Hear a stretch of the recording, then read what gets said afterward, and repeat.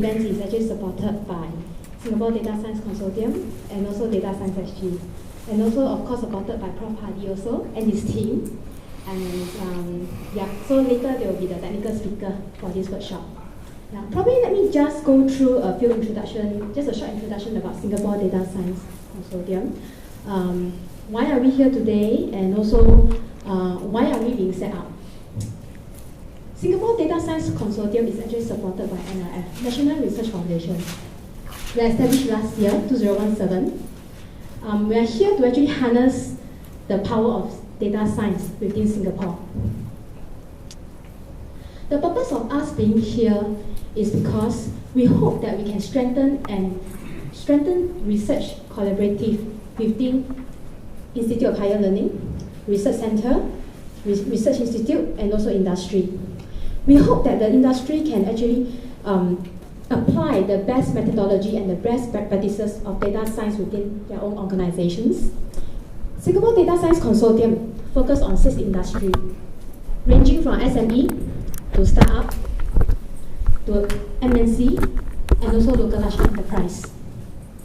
We hope that from this research collaboration, and we also hope that we can match the problem statement with the Institute of Higher Learning. Organizations today actually have challenge with getting talent. So we hope that through these consortium platforms, organizations and companies can also create their own talents in this area. And of course, one of the key value that we can bring is that we hope that organizations can use data science to solve their current issues within the organizations. And Institute of Higher Learning, Research Center can have a breakthrough in their research work, so they can help to solve real-world problems. There is actually a platform that Singapore Data Science Consortium has already created. It's been a year already, very successful. Every month, we have participating companies, organizations that come to us and learn. How we do that? Every month, we actually have a short course. These courses are not theoretical, but instead these courses are very applied, very technical. This workshop is actually created and crafted up very diligently. It's a technical workshop whereby it's done in the schools. So participating companies can send their staff to our workshop, and after that use the methodology, bring back to the organization and learn on real life data. And every 6 to 8 months, we actually have a networking event. This networking event whereby we invite all the Institute of Higher Learning, Research Institute, to showcase their research work. We also invite industry members who actually has a use case already. Use case that have applied in the organization before, very specific, and actually have solved their current issue to share in this networking session. So we actually extend this out to the public. So this public can actually walk around and see, I have ideas. We also hope that within the industry, different industries have different strengths. They can tap into each other's strengths and share their ideas together. And if, let's say, good, and let's say anything can come up, a problem statement can come up, hope the industry can even share their data together to work on the co-innovate a new product or new solutions. You can take Singapore Data Science Consortium like a safety net. A safety net whereby we have our in-house data scientists. A safety net whereby if, let's say, organization, industry, you have a roadmap that is ready, but you all face challenges, you all need talent, or a project that you all need, you all can come to Singapore Data Science Consortium, and we can actually have a pool of expertise whereby we can match you with the right expertise to guide you on the consultations, to guide you on how to implement the project or co-create a solutions. So usually for learning and development, it's a monthly thing, so you can take it as a short-term course. And for the 3 to 6 months, you can take it like a mid-term kind of platform, whereby you all can tap on and derive a project together. Yeah. So hopefully there will be a project together. So Singapore Data Science Consortium, one of our values is that we also help to shape the problem statement. We help to identify organization problem statement also.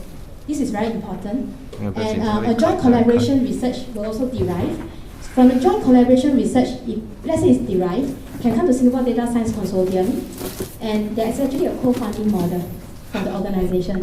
And this one, the co-funding model will help to build capability within the organizations, and also help in the learning and development, whereby during the project, during the research, there will be knowledge transfer from the experts to the organizations. So after a few more years, organizations will actually have a spin-off of their own data analytics center. So this platform is not a short term, but instead it's like a few years kind of plans. If let's say any of you, y'all feels that y'all would want to spread this to your management, bring this to the companies, and probably ask the representative to look for Singapore Data Science Consortium, and then we can advise you on this co-funding model and also this platform again. Yeah. So that's all, very short and sweet. Now, hope that everything, I'll pass the mic to Prof. Hady. Sorry, Prof. Hady, let me introduce you first. Sorry. Okay, Prof. Hady is actually for SMU, very computational, and today he and his team will come over and actually give you a technical talk. Thank you.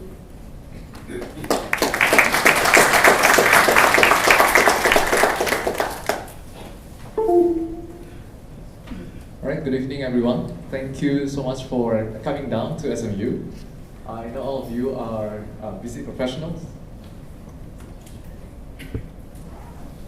Just give me a minute to start out the slides.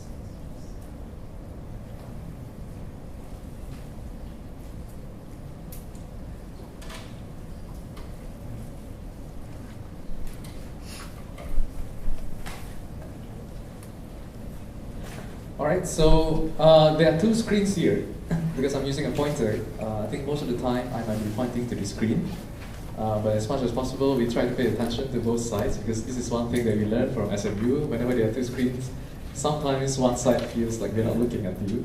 But don't worry, we'll try to cover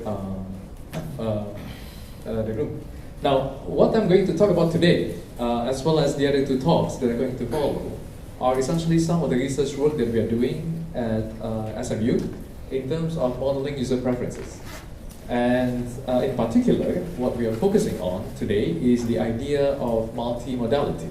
And when we speak about modality, we speak about different formats of data. Data comes in different forms, like text, ratings, numerical data, as well as image data. And the first talk is going to look at some of the work that we are doing in terms of exploring deep learning. But there are other works as well that are going to follow that are not necessarily based on deep learning. Now, the starting point of this research is the basic idea that we all face choices. So when you wake up in the morning, you figure out what is the clothes that you're going to wear today. At lunchtime, you're going to figure out what you're going to eat for lunch. Whenever you go to shops and so on, we are going to be choosing what is it that we are going to be buying.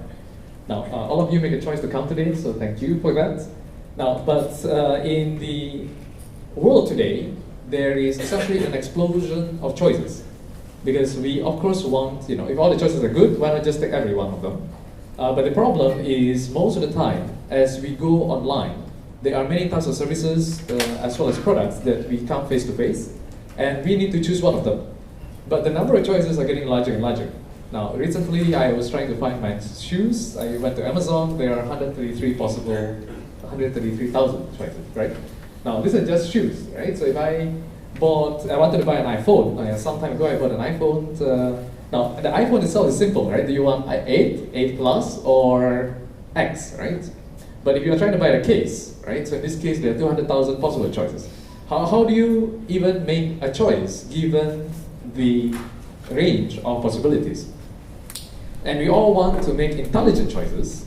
So then we are starting to get to the idea that sometimes to make an intelligent choice, we need to make it through AI, in the sense that this is going to be artificially intelligent. Now, this is not itself a new problem, in the sense that whenever you go to a lot of e-commerce sites today, there is a lot of recommendation service. So they will tell you what are the items that they think you're going to like. And essentially, there's no other way, because for each of us, we all want something different. But we can't possibly inspect every possible choice. So then we have to find a way to learn what is it that you prefer, so that we can narrow down the options to those that are most likely to be of interest to you. Now, that stream of technology essentially is called recommended systems. And the recommendation research has been going on for some time. There is increasingly greater attention being put, not just in terms of the algorithms, but also in terms of the kind of data that is going to power those algorithms. Now, my research group at SMU, so we are looking at doing research on algorithms as well as machine learning to model user-generated data of various modalities. And the basic idea is that if we can model user preferences through their behaviors, through some information based on what they have produced individually and collectively, we can eventually deliver personalized applications that are actually useful. Now, we work on a range of problems, but there is an underlying theme. So the focus of the group at this point of time is on a project that is called Preferred.ai. This is a short form for preferences and recommendations from data and AI. And the basic theme of the project essentially is to build an end-to-end recommendation framework. Now, why do we call this end-to-end? Because essentially there are two ends. There is the beginning, there is the end. And every single step, there is a problem that is of interest. Now, we are looking at, suppose that we want to be delivering recommendations to you. The first thing is that we need to model your preferences. Then we need some data on the way that users behave, on the way that users act, and showcase what is their preference. And in that case, we are going to go to, first of all, public sources to gather data. And that requires a certain data infrastructure and representation learning. The idea is that once you get this data, you need to represent it in some form that the computers can actually find useful in order to produce something to power the preference algorithms. So the algorithm is then going to take these representations of the data and try to use it to map it to different users' preferences. Now, why is it possible? Now, in some sense, if we think about a problem of personalization, we are trying to arrive at something that is unique to you personally. Now, the irony is that none of us is actually that unique, that there is no other person that is similar to us. So it is ironical that, to learn to be able to personalize things to you, I actually need to find other people who are similar to you. And that requires us to go down to the data to mine for these connections in terms of the similarities, so that we can actually learn your preferences and recommend things. Now, coming back to the end, essentially once we can figure out what are these recommendations, we need a way to deliver it to you. Just think about like Google, right? Google delivers you keyword searches based on some keyword. They're going to tell you what are the relevant pages. Now they're going to count to you in terms of milliseconds. That is a difficult problem because there is like 1 billion possible web pages. Now on the other hand, whether you put a keyword or I put a keyword, most likely we're going to get something very similar. Now by the time we come to the notion of doing e-commerce or recommendations, you may put in the same keyword as I do, but we are expecting to get different results. Which means that now there needs to be some level of technology that will get to how do we deliver results that are personalized and yet fast. And that's going to come through a series of projects that we're working on now. There are a lot of acronyms here. I think I just want to get to the basic idea that we are trying to get to an end-to-end pipeline of things that's going to go all the way from the technology to actually collect data and represent it in some form, to integrate them, because data now comes in multiple formats, multiple languages, as well as eventually building a set of libraries that would train recommendation algorithms to be able to power applications that make use of recommendations in terms of retrieval. Now, all these things are actively being done. We are about in the middle of a 5-year project, so hope that you're going to hear more stuff from us coming. Now, the starting point of the title is like there's something called deep learning exploration. Now, within this whole scheme of things, not all of them are deep learning, but we have been paying attention to some of the things that people are looking at in terms of deep learning because it seems to be a promising technology. Now, I suppose most of you have heard of this word deep learning. The focus today is not on the deep learning technology itself. In particular, we are concerned about how is it that deep learning can be applied to model preferences and maybe to look at some special types of data that would actually reveal user preferences. Now, so some basic primer of deep learning. Now, this kind of talk, I guess I think most of you are from, industry and probably from many different domains. So what I'm really trying to get to here is the concepts and the ideas that power this work. And hopefully you're gonna take away something that is useful. Now, the idea of deep learning essentially is based on a machine learning model that is called neural network. Now, a neural network is a kind of learning algorithm that tries to mimic, although not in a very faithful way, the way the human brain learns. The idea is that there are a lot of neurons, and the neurons are connected to one another, and it is through the interconnection of these neurons that you begin to learn some patterns that tell you something about the world. So the idea of neural network comes down to, let's start from a single neuron, right? A single neuron essentially is a function that combines some inputs. So there are some inputs here. This could be different things. This could be words in a document. This could be pixels in an image. And these inputs are going to go into a neuron, and the neuron is associated with some weights. And the weights are meaningful in the sense that they try to attach different importance to different inputs in order to make some decision in terms of the function. Now, this combination of inputs, according to some weights, is going to be transformed into some potential form of the output. We call this an activation function. And most of the time we do this to keep the model essentially manageable, because otherwise the scale of the numbers could go out of range. So in this case, if you hear about sigmoid function, that is going to transform the output into a value from 0 to 1. If it is a tank function, it's going to go from -1 to 1, and there is another one called ReLU, rectified linear unit, that essentially just removes the negative elements. But once it comes out of the output, essentially this is a combination of the input that will give you some value. Now, this is a single neuron, and with a single neuron you can do very little things. But once you combine them across like many neurons, so in this case now we start to have more than one. In this case we have 2 neurons as well as a biased neuron. Now you can combine this in different ways to come up with different outputs. So what this structure gives us is an ability to approximate some latent function that we don't know yet, but we can learn this function from data. Now, when people talk about deep learning, essentially it's the same idea, it's just that they want it to be larger and deeper. Essentially many, many more neurons and many layers of them. So 1, 2, 3, and you can even go to hundreds or even thousands. Now, of course, training them is difficult, and the reason why deep learning is getting a lot of popularity these days is exactly because the bigger the network, the more data you need to learn. And this is a slide that I just took from Andrew M. And this is he's trying to illustrate the idea that the performance of learning algorithms, and particularly deep learning, will keep increasing the more data that you put in, whereas some of the older learning algorithms may saturate at some point. And this speaks to the greater expressiveness of some of these deep learning models that allows us to learn things from a lot of data. Now, has this been applied to recommendations? Now, there has been a lot of work. I mean, we cannot possibly review every single one of them. But if you look at people who have been studying neural networks and whether they apply to recommendations, there has been some. This, for example, is something that is been done 10 years ago. This is a different kind of neural network. Now, the previous one that I was showing you is what we call feed-forward.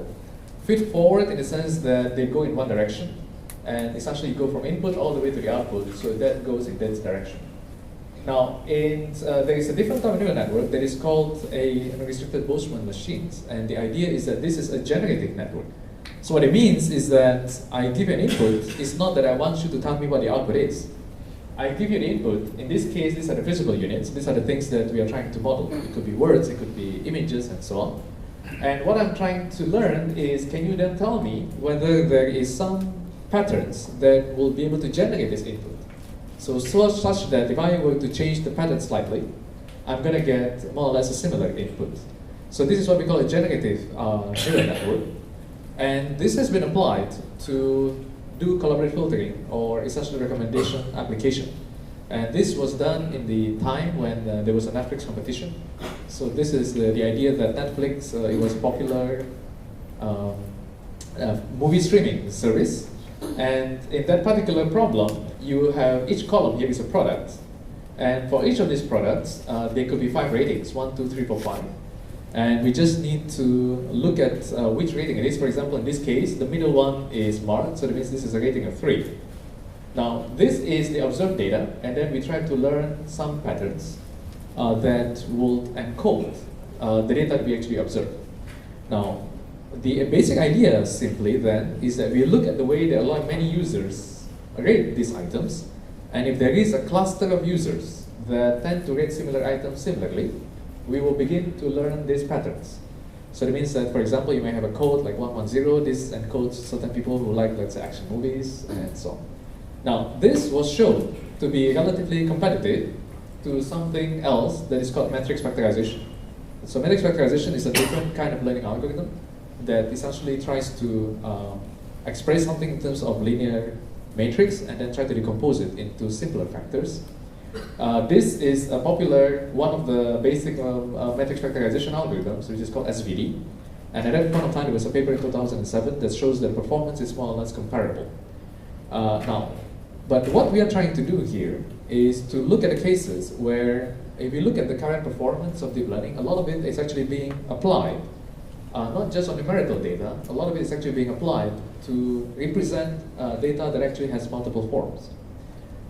This can be seen through the performance in terms of speech recognition, in terms of object recognition in images, and that's where we start to see, really, that when you look at a problem of recommendation, the way that people express preferences is not straightforward. It's not just a matter of whether you rate a movie 1, 2, 3, 4, 5, but in fact, we do a lot more things than that. Now, if you look at everybody carries a phone nowadays, and if you look at the kind of actions that you do on a daily basis, some people take pictures and they post it on Instagram. They post it on Facebook. If you look at the stream of photos that they put on, you begin to get a glimpse of the kind of person they are, the kind of things that they might like. Now, people write a lot of text too, right? So they will write online reviews. They might go to Facebook. They may post certain pictures. They may post certain reviews. They may write about their experiences, and they're expressing in words what is it that they like and they dislike. Now, there are other forms too. I mean, if you think about the social network, the way that you make friends, there are a lot of different ways that people say this. Someone says that you're the average of the 5 person that you meet every day. The basic underlying idea is that we tend to hang out with people who are similar to ourselves, and that actually gives us some signal in terms of the kind of person that you are and the kind of preferences that you might have. Now, so this is what we call the multi-modal preference signals, that people express preferences in many different ways. And if you look at what is going to be the best way to model each of these, it turns out that this is not that simple. The research has still been going on. I mean, the final destination that we want to get to is to get a complete understanding of the person, whether he expresses the preference in terms of an image, in terms of a sound, in terms of a rating, in terms of a text, but that is still some way to go. So what we're going to talk about to you today is that some of these things that we do in terms of learning preferences, but we're going to go into different modalities, one at a time. Right? And today we will only cover 3.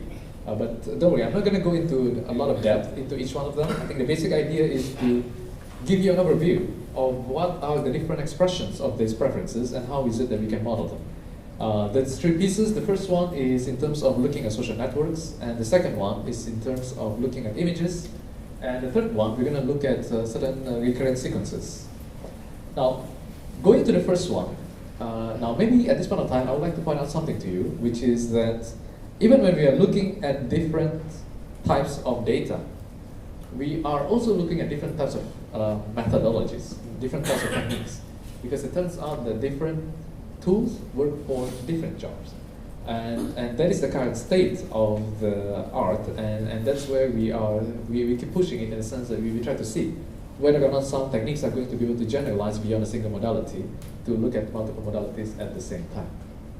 Now, so the first one is to look at some of these preference signals from the social links. Now, what we mean by that, there is a saying, right? Birds of a feather flock together. And the underlying idea is that people tend to hang around with other people that are similar to themselves. Now, this has been a folk saying for a long, long time. But there has been some empirical analysis. So this is one of them. So this is something that we did on LiveJournal data. Now, LiveJournal was a blogging social networking system. It's no longer popular today because now everybody's on Facebook, but a long, long time ago, it was quite popular. So this study was done on 200,000 users. So we actually get the data for 200,000 users. And we look at their behavior in terms of who it is that they identify as friends, And at the same time, it's a blogging system, so they have a way to express their preferences in terms of the interests. It means that they will indicate, I'm interested in certain actresses or certain activities, like karate, aikido, and so on. And we look at the correlation in terms of whether when two people are friends, how likely it is that they're going to have some common interests. And probably not very surprisingly, it turns out that the correlation is pretty positive. So that means that if you are friends with another person, it is much higher, there is a much higher chance that you will have some common interests. I mean, it makes sense, right? I mean, that after you are friends with another person for some time, you develop common interests. Or it could well be that because you have common interests that you become friends in the first place. Now, but there is this notion of clustering effect among people that are socially related to the extent that this gives us some signal in terms of their preferences. Meaning that if I know one of you, and one of you tends to behave in a certain way, with some level of probability, I might be able to guess what is it that your friends might do. Now, if your friend brings an iPhone X, after a while, a few people in the community and the clique is going to have that too. Now, we look at the different kind of structures. So I'm just going to give a summary here. We look at different kind of structures that will allow us to encode this notion of social network into a neural network structure. And this is one that we find actually works well. Now, there are different ways to do this. Conceptually, you can say that, okay, so let me try to learn a pattern that will allow me to predict both the things that they buy as well as their friends. So that means that if you have this pattern that I learned from data, it means that you're likely to buy certain things and you're likely to be friends with some other people. Now, this could be one structure which we tried, and it turns out that although it works to some extent, we are actually essentially overloading the model by asking the model to learn both things at the same time, which is to learn who your friends are, and at the same time, to learn what your preferences are. Now, then we move on to a different structure, which is what we are showing here, where essentially we build a neural network that encodes the social network into the neural network itself. Now, how does it do that? So now this is the original neural network structure, where this is the hidden units that tries to learn the patterns, and these are the actual observations, which are what are the things that people buy. Now, with this, we can learn from data. Now, so what we do here is to increase the depth of the network by 1, and now we are trying to learn the second level patterns. Now, the second level patterns here essentially encode the social network structure. Now, let's say you have a very simple social network within 5 people. In this case, 1 is connected to 2, 3, and 4. So then we are going to build another layer where only certain nodes in that layer are going to be activated because they are friends with those people. Now, what it means is that when we learn the parameters of the model, we get a sense of whether two people are friends by seeing whether they share these hidden parameters. And by enforcing that people who are socially related share some of these parameters, we are essentially borrowing some information from your friends to feed the information that we have about you.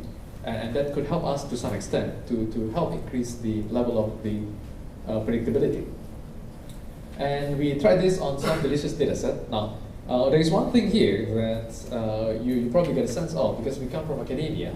So a lot of the study that we try to do tends to be those that we try to be repeatable, we try to be scientific, and that usually means that we try it on some benchmark data sets. And these are data sets that a lot of people have been using, a lot of other research groups have been working on so that we can actually compare it to them.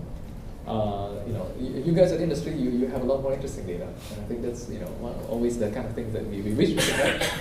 Now, this is a delicious data set. This is kind of old, right? I mean, this was a long time ago. People tend to use this service that bookmarks, and the basic idea is that you bookmark some of the pages that you find interesting on the web.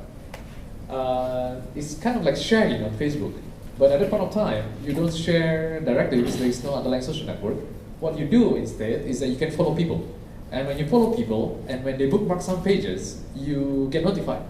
So essentially, it's a way for you to share some of the things that you find interesting with other people that are following you. So then we look at this data, and we see whether or not the social network actually makes a difference. Now, if we just go by the performances, so this is the original RDM, which doesn't make use of the social network, and this is the second model that makes use of the social network, and there is a performance gap, in a sense that it's an increase in performance. Now, there is also the other issue as well, because this is something that you probably will get a sense of. When you look at the recommendation literature, a lot of the research papers, the performance numbers are in terms of low digits. That means that we are talking about like 0.1, 0.2, and so on. Now, to clarify, right, this doesn't necessarily mean that the model doesn't work. Part of the problem of doing recommendation research is the way that you evaluate them. So when you evaluate them, all we get to see are the things that people have done. We don't see everything that they like, right? So for example, right, if I go to your Amazon profile, for example, and I look at the kind of things that you buy, right, this is the only thing I can evaluate. Now, does it represent everything that you like and that you will buy over the course of your life? And that's not true, right? I mean, what we are seeing is a very small percentage of that, and which is why upon the validation, I think sometimes the numbers look small, but a lot of things that we're actually showing could actually be positive. Now, this is where you can do a lot more interesting stuff in industry, in the sense that you can do A/B testing, you can see how the user actually responds to the recommendations that you give, and these are the things that unless we have an industry partner, we can't always directly do in terms of that. Now, we try to be rigorous, right? So we try to see, does this phenomenon that happens, because what we are trying to do is to introduce some network structure into the model. Now, is it really meaningful? Is it really informative? Because maybe it's just a random network structure. You put in any random graph and it will still be correct. So we try to do that research in terms of, let's compare the social network graph using the same model, and we're going to fit in the random graph. And this random graph is going to be, as much as possible, is going to have the same structure as a social network graph. That means like one node will still have the same number of friends, and they will still have the same number of followers, but they're going to be randomized. Now, what will be the effect? Now, the effect is that there is a decrease in performance. The red color is the random graph, and you see the random graph will decrease in performance, which means that there is information in the social network that actually can provide some signals to power some of these recommendations. Now, moving on. So in the second part, I'm going to talk a little bit about the notion of images, whether people express their preferences and interests visually, not just in terms of who they befriend, but also in terms of the photos that they capture and so on. Now, this is a problem that is normally called sentiment analysis, but usually it's expressed in terms of text. So if I give you a sentence, can you tell me whether it's positive or negative? Now, text is very rich and it is very meaningful. In fact, I can ask you a question, do you like this or do you like that? And you can tell me something and I can interpret what it is that you say, right? But a lot of times, photography is a different form of expression. And people try to express what is it that they like in terms of even the pictures that they take. So if you go to Instagram, you go to online reviews, you find some pictures. Now this is another example picture. So this is like a little girl downing a bowl of ramen. Now, likely, right, does it imply a positive sentiment about the person who's actually taking this, or does it imply a negative sentiment? Now, in this particular case, it's probably positive. I mean, someone probably is trying to express the idea that, oh, it's so good that, you know, even the girl is going to down the whole bowl. But not the bowl itself, right? And the soup. Then but that also depends on the notion of who is going to be expressing it. So there's this level of subjectivity, depending on who is taking the picture, who is posting it somewhere, they may actually imply different kind of sentiment. Now, we can apply something similar for this problem in terms of a neural network, except that in terms of images, it's no longer the same. I mean, it's not just in terms of, they're not just numbers, they're not just pixels. So if I give you an image, right, let's say for example this image, and I ask you to make sense of it, it's not enough that I give you, for example, if this is a 10 megapixels, it's not enough that I give you the 10 million pixels. If I tell you there are 10 million pixels and I enumerate for you each one of them, what is the color of that pixel, you probably still don't know what the image is all about. Because a lot of value, a lot of information that is within images actually come in the way that images are positioned next to one another. So that means that if I take an image of 10 million pixels, if I randomize the location of the pixels, there is no longer an image. That you don't actually understand what is going on in that image, because the location, the placement, and the way the images are neighboring, the pixels are neighboring one another, encodes almost all of the information. So to deal with something like this, we then need to make use of a different kind of neural network. And this is something else that is called a convolutional neural network. The idea of the convolution essentially is to look at an image in terms of the pixels that they represent, but not in terms of just a collection of pixels, but instead looking at them as a series of small windows.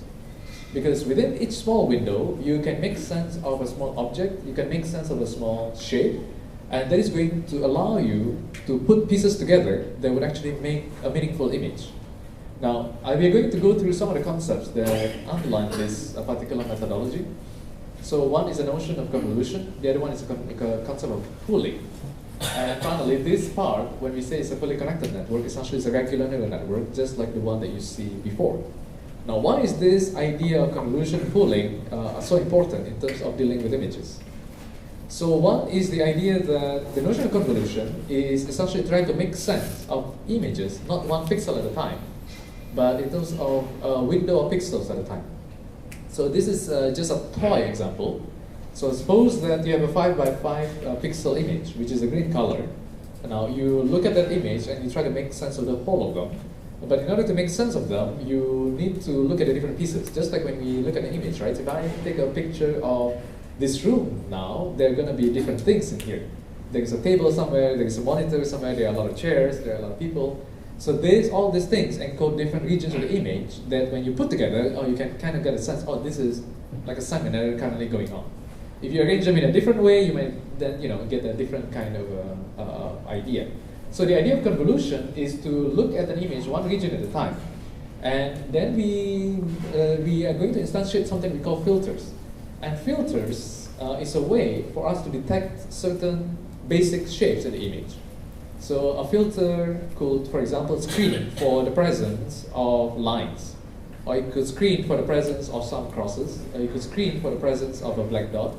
And by screening through the presence of these different simple shapes, we can then make up more complex objects. Because if you think about it, you put lines together, you get shapes. You put shapes together, you get objects. And that's partly why inside the convolutional neural network, there are usually a hierarchy or a series of layers. They're going to happen one at a time because each time is going to try to learn something of a higher level abstraction. Like a face, how do you describe a human face? It's made up of some eyes and nose and lips, and what is an eye? An eye is going to be some oval that has some color to them and so on. So there's this layer of abstractions that the model is going to try to learn to make sense of an image. And the idea of a pooling essentially is to say that the meaning of an image doesn't just come from how many data points you have. Because if you take an image that is 10 megapixel, even if you reduce the image to 1 megapixel, you probably still can see it. Even if you reduce it to 100 pixels, there is a likelihood that you can still see what it is. So in some sense, the image, right, the individual pixels itself don't make the full picture. So, so for the model to learn effectively, it needs to get to different levels of abstractions. And that is something that can be done more easily if we can reduce the dimensionality, the size of the image, into higher and higher abstractions. And the notion of pooling sometimes means that if you have an image like this, right? So pooling means like I'm going to group together some region of the image because essentially it's the same, right? It's just like when you have an image that looks like this, red, green, yellow, and blue. If I were to group the pixels together and I get another image like this, to you this is more or less the same kind of image based on the color and so on. So the idea of pooling is that over the sequences of the network, we are going to try to reduce it further and further to capture something that has higher meaning. Now, if we put this together, and this is one of the models that we built, we put this together, you get a complex neural network. Now, a complex neural network is built up of simpler neural networks. So I think we don't get intimidated by the complexity of the picture and so on. Some of these basic concepts are still going to apply. They're essentially like Lego. It's like you build things by building smaller things. And then it's going to build higher level structures. But some of the things that I'm trying to show you, we have done some experiments on Yelp data, reviews. So nowadays people carry phones, right? So it's very common, people write on a review and they take a picture and put it as part of a review. And that gives you some sense. And inside the review, there is rating. So it may be that I go to a restaurant with my wife and my kids and I enjoy the experience so much and I want to do a review, and to really emphasize what are the things that I like, I might start taking pictures.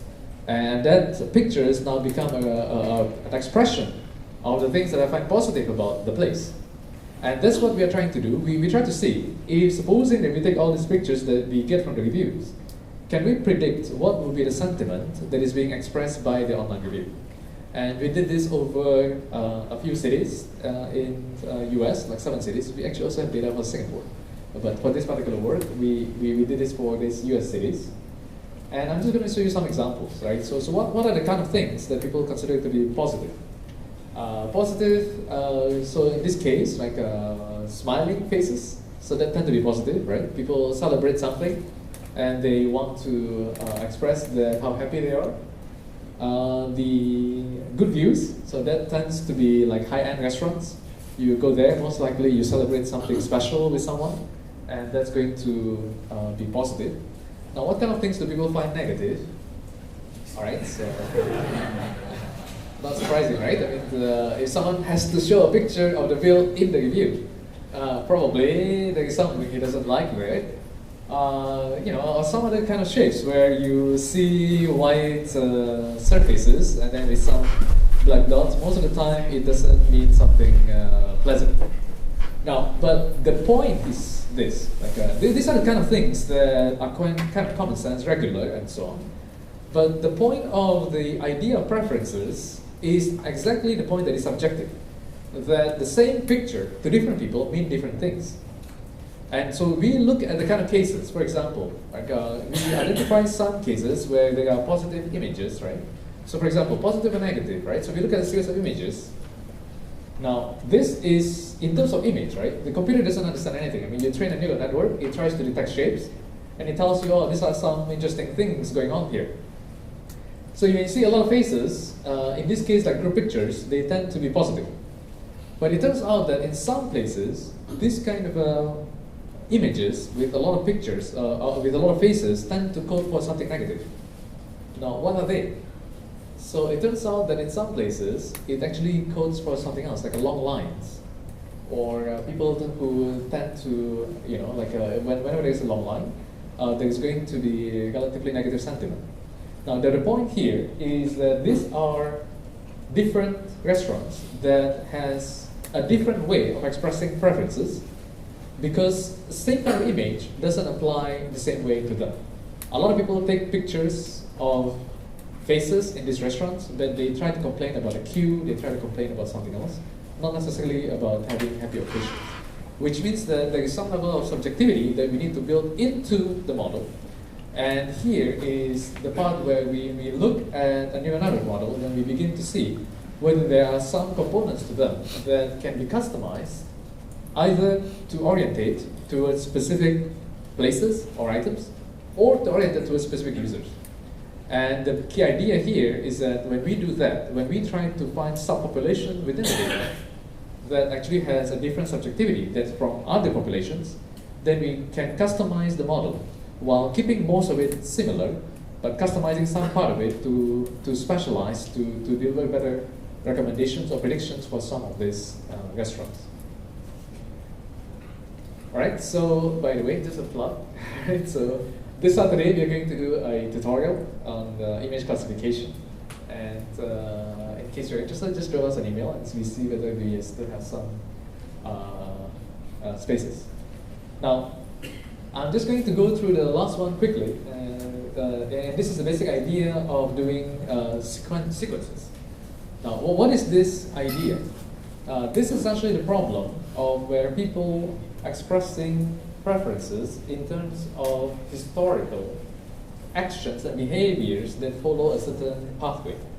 And if you heard of the word footprint, right? So, and then there's this idea of digital footprint. And digital footprint simply means that people follow a certain line.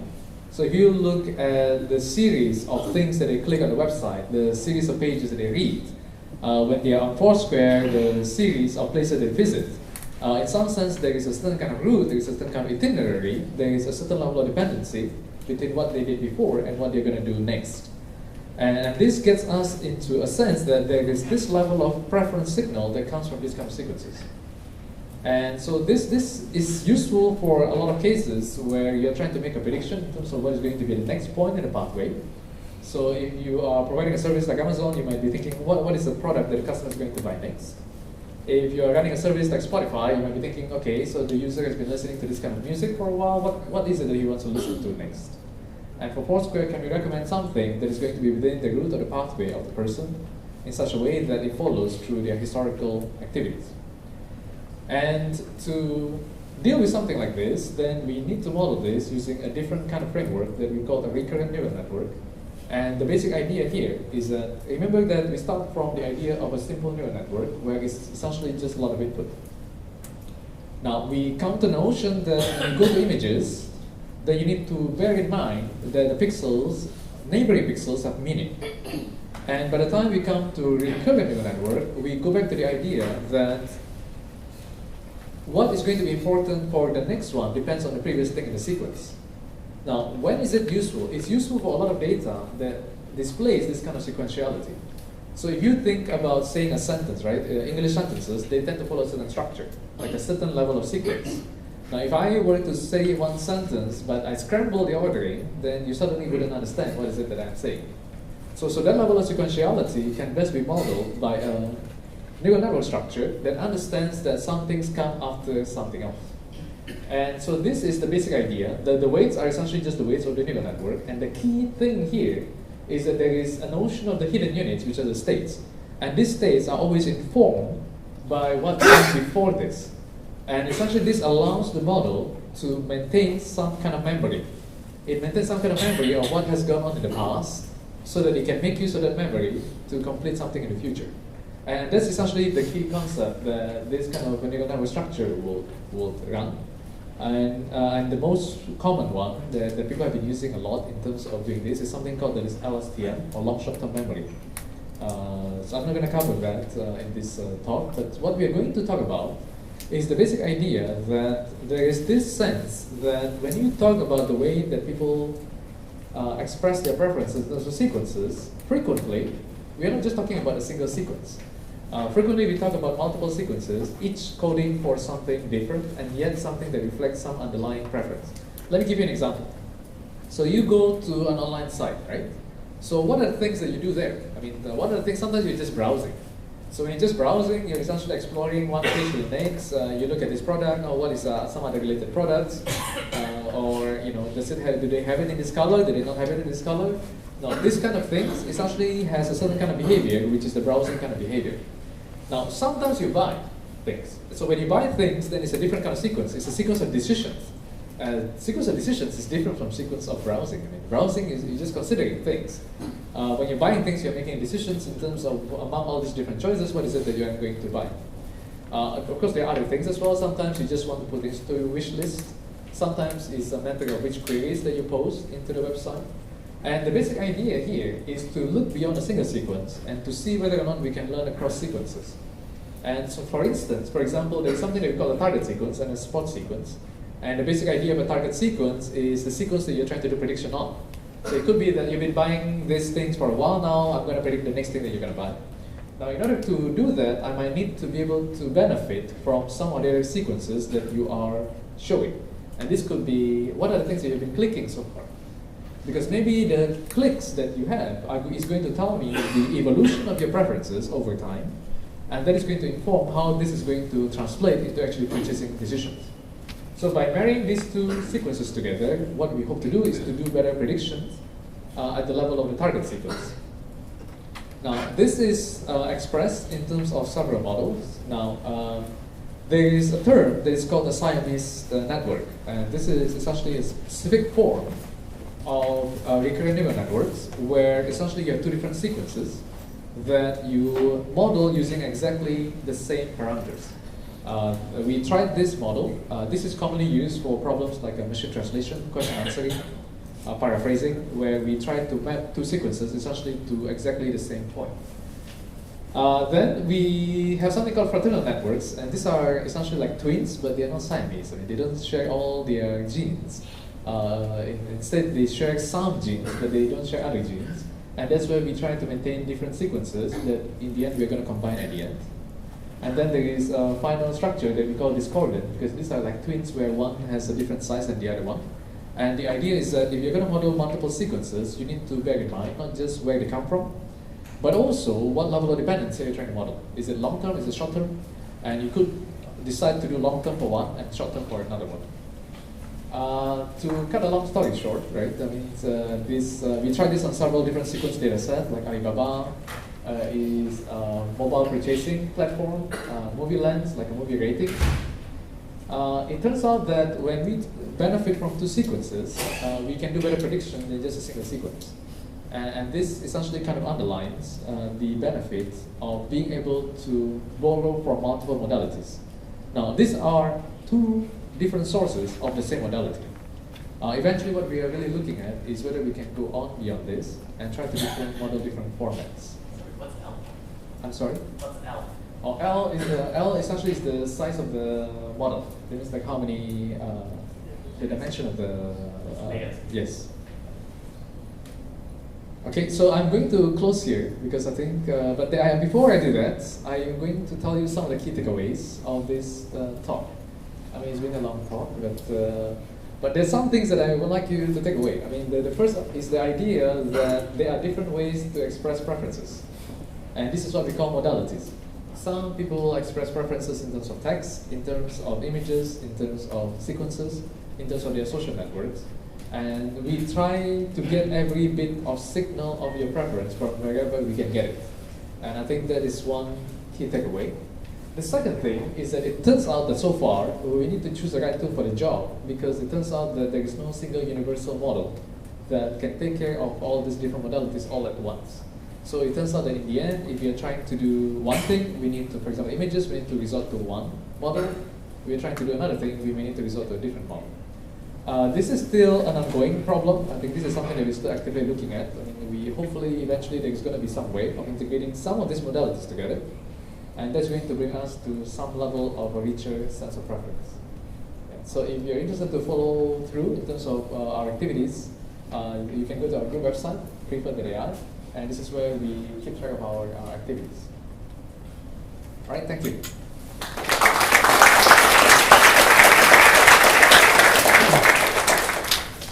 So if you have some questions, maybe you can take on a couple of short questions. Otherwise, we can move on to the next talks because they are really interesting talks following up as well. Yeah.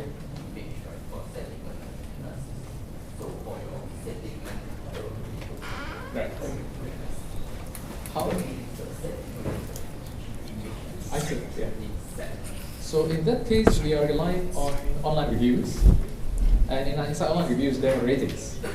So the ratings to us represent something about the sentiment. It's 1 to 5. If it's 1 to 2, we think is negative. If it's 4 and 5, we think it's positive. So then we use that essentially as a training data. Yes? From the first few slides, I got the impression that we're integrating multi-modal data. Yeah. I'm not quite sure whether it's actually done in Convo. So can you just clarify whether is it actually done or is it just a few activities? Okay, so there is some level of modality that you can integrate in the sense that even when you talk even as simple as the notion of ratings and images, these are really two different modalities. Because previously, people are just relying on ratings in terms of building their recommendations. And we try to incorporate one modality at a time. Now, has that been done? There is some follow-up work where we try to put in some of these modalities together. I think in one case, we are trying to put the social network and the text together. In a different case, we try to put in the text and the reviews and the images. And these are something that we are actively pursuing at the same time. Thank you.